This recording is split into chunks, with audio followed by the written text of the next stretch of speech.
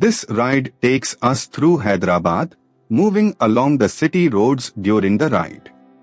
The mood here is calm and focused, with the sound of the engine carrying us through the changing rhythm of the streets.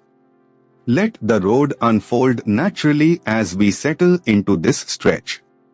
A little further along, this part of the route shows a grounded side of Hyderabad, where everyday movement defines the street.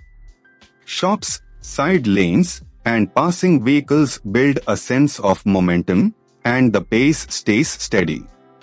It is the kind of stretch where the ride feels less like a destination and more like a continuous observation. As the ride continues, here is something worth knowing about this part of Hyderabad. A riding jacket made of abrasion-resistant material can prevent serious skin injuries. That local detail adds depth to what might otherwise seem like a simple road, and it reminds you that every ride here passes through layers of history and routine. Coming into the next stretch, from the rider's perspective, this section is defined by spacing, timing, and attention.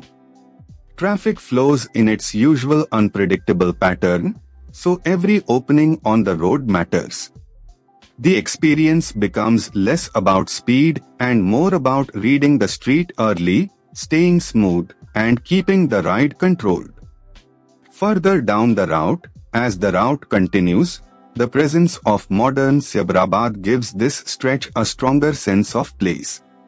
Landmarks like this help anchor the ride because they turn a moving sequence of roads into something memorable.